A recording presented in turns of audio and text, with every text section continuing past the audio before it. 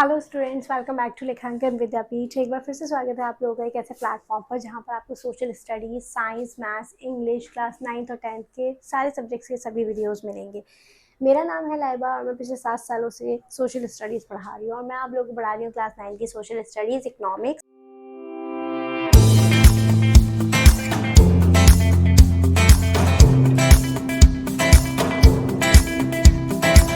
Already cover कर चुके हैं, अब हम करेंगे पार्ट 2। तो यहाँ पे एडिटर से थोड़ी सी मिस्टेक हो गई थी, ये चैप्टर 3 पार्ट 2 है, मैंने उसको ठीक कर दिया है।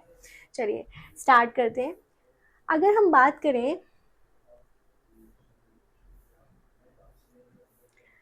पॉवर्टी इन इंडिया, तो देखो मैंने आप लोगों को बताया था कि हमारा जो इंडिया है, understanding the dynamics of poverty reduction across rural and urban India,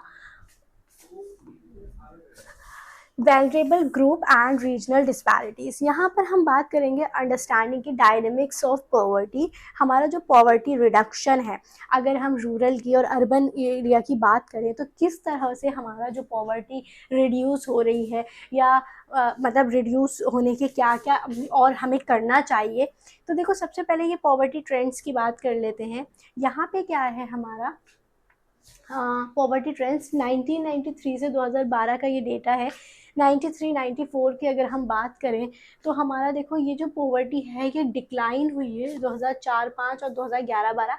actually ये ग्राफ मैं आप लोगों को बाद में पढ़ाऊंगी, इसमें जो है अर्बन एरिया और रूरल एरिया ये सारा डेटा, अभी हम इसको हाल फिलहाल इसको हटा रहे हैं।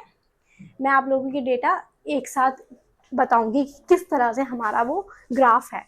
देखो द पैराडॉक्स ऑफ प्रोग्रेस, क्योंकि अभी आप लोगों को उतना समझ में नहीं आएगा, पहले हम इसकी थ्योरी पढ़ लेते हैं। देखो पॉवर्टी रेशियो डिक्लाइन फ्रॉम, देखो 1993 की अगर हम बात करें 1993-94 44.3% से 37.2% जो है 2004 और 5 में हमारी पॉवर्टी डिक्लाइन हुई यानी कम हुई, जो कि एक प्लस पॉइंट है।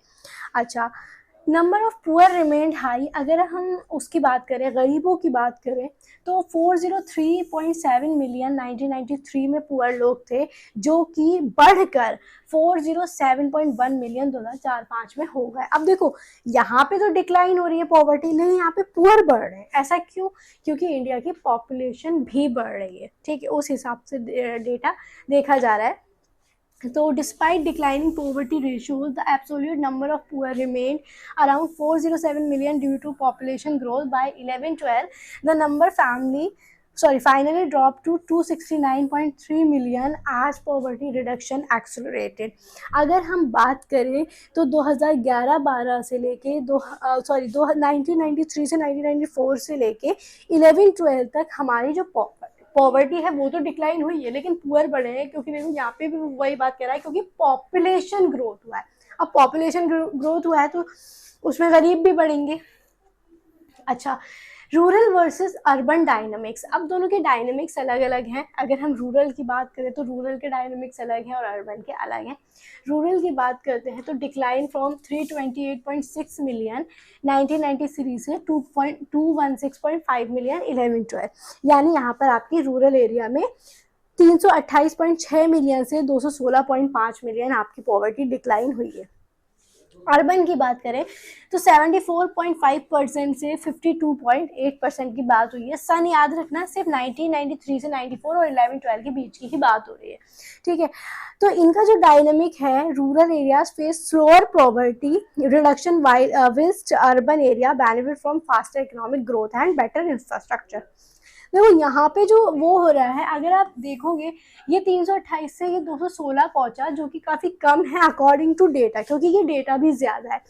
और ये जो है 74 से 54 हुआ, तो ये काफ़ी कम, मतलब काफ़ी ज़्यादा घटा है, क्योंकि शहरों में क्या होता है, इंफ्रास्ट्रक्चर अच्छा है, शहरों में इकोनॉमिक डेवलपमेंट अच्छा है, इसलिए शहरों में गरीबी तेज़ी से घट रही है। अब जैसे कि ये आपकी बुक का ही इन्होंने एक, चलो ये वाला हम पढ़ लेते हैं। अगर हम इसकी बात करें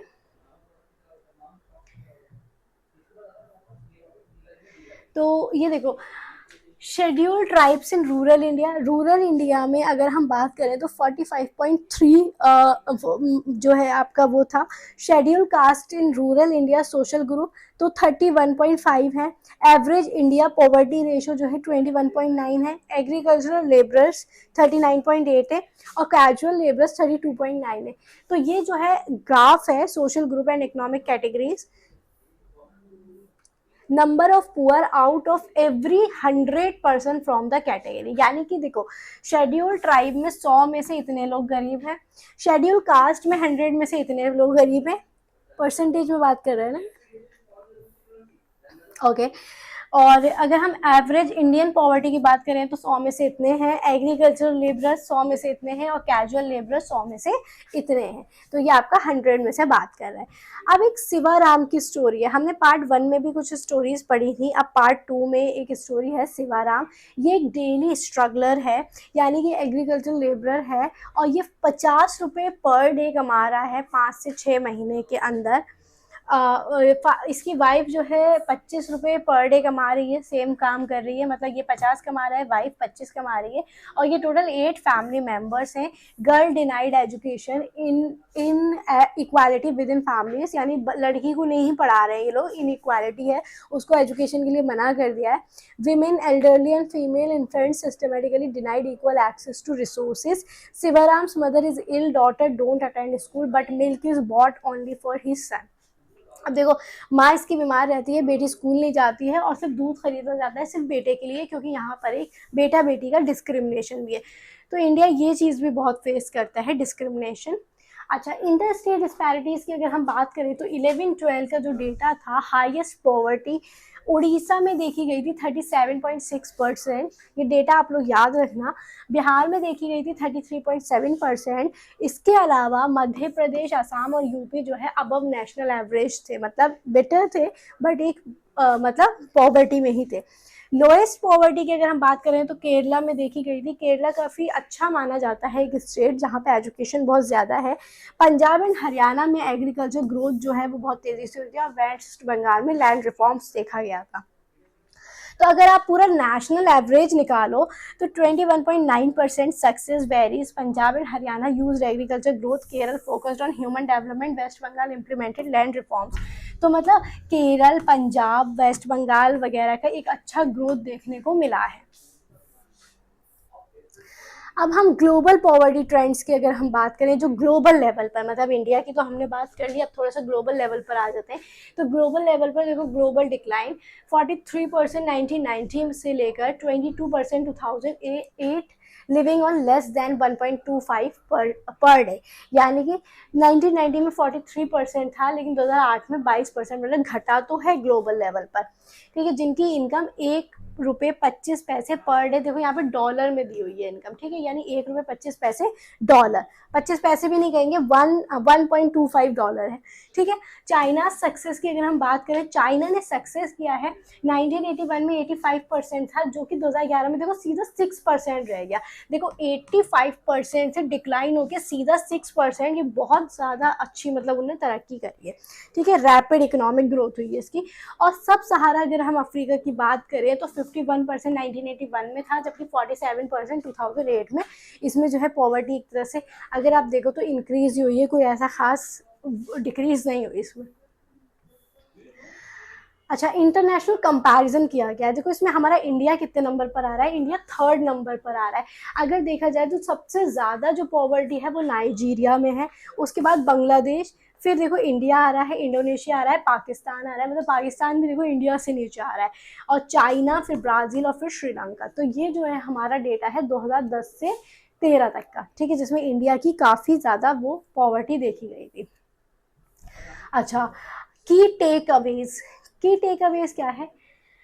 प्रोग्रेस मेड, देखो poverty ratio declined significantly from 44.3% 1993 to 94, यानी कि अगर हम पॉवर्टी रेशो की बात करें तो ये जो है आपका डिक्लाइन हुआ था 44.3% 1994 में था, जो कि 21.9% 11-12 में रह गया था। तो अब आप लोग सोचो कि कोई चीज़ 1993 से 1994 में 44% थी, मतलब तकरीबन 20% तक की जो है इसमें डिक्लाइन देखा गया विद।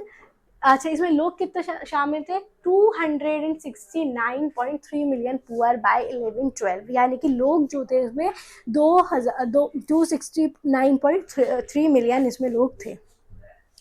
अच्छा, अगर हम वैल्नरेबल ग्रुप की बात करें तो जितने भी आपके शेड्यूल्ड ट्राइब्स हैं, कैजुअल वर्कर्स हैं, लैंडलेस लेबरर्स हैं, फेस डिस्पॉर्परेट पॉवर्टी, यानी कि देखो, अच्छा एक चीज़ है, इंडिया में जो पॉवर्टी फेस कर रहे हैं वो तो अलग पॉइंट है, बट पॉवर्टी फेस कौन लोग करें, पॉवर्टी फेस ज़्यादातर जो आपके शेड्यूल्ड ट्राइब से, शेड्यूल्ड कास्ट से या फिर लैंडलेस लोग हैं वही फेस कर रहे हैं। ऐसा इसलिए है क्योंकि इंडिया में ना पॉवर्टी से के साथ साथ इनइक्वालिटी भी है, मतलब यहाँ पे इंडिया में लोगों को जज किया जाता है कि मतलब अगर ये शेड्यूल ट्राइब का है तो फिर उसको जॉब नहीं मिल रही है, वो लैंडलेस है तो वो काम पूरा कर रहा है लेकिन उसको जो काम मतलब उसको जो वो दिया जा रहा है, मजदूरी दी जा रही है, वो बहुत लिमिटेड दी जा रही है। तो इसीलिए यहाँ पे परसिस्टेंस इनइक्वालिटी की यहाँ पे बात कर रहे हैं, मतलब यहाँ पर जो है इनइक्वालिटी बहुत ज़्यादा हो रही है। उसके बाद रीजनल वेराइटेशन की अगर हम बात करें, जैसे उड़ीसा और बिहार, देखो उड़ीसा और बिहार जो है ना ये काफ़ी गरीब स्टेट में से एक है। अगर आप एक बात करोगे, अगर इंडिया के सबसे ज़्यादा गरीब स्टेट का अगर नाम आता है तो उड़ीसा और बिहार का आता है, और अगर एक अच्छे स्टेट का नाम आता है तो वो आपका फिर केरला का आता है। तो बिहार में बहुत ज़्यादा जो है गरीबी देखने को मिलती है, बिहार में बहुत ज़्यादा गरीबी देखने को मिलती है। तो अगर हम उड़ीसा की बात करें तो 37.6% था, जबकि बिहार में 33.7%, lag behind Kerala and Punjab, highlighting diverse development strategies. जबकि अगर हम पंजाब की या फिर केरला की बात करें तो यहाँ पर जो है ना बहुत ज़्यादा डाइवर्स डेवलपमेंट हुई थी, मतलब अलग अलग तरीके से डेवलपमेंट की गई थी। एक बात पे याद रखना, इंडिया में अभी आपके चैप्टर में वैसे आएगा, जो गरीबी है उसका सीधा ताल्लुक एजुकेशन से होता है।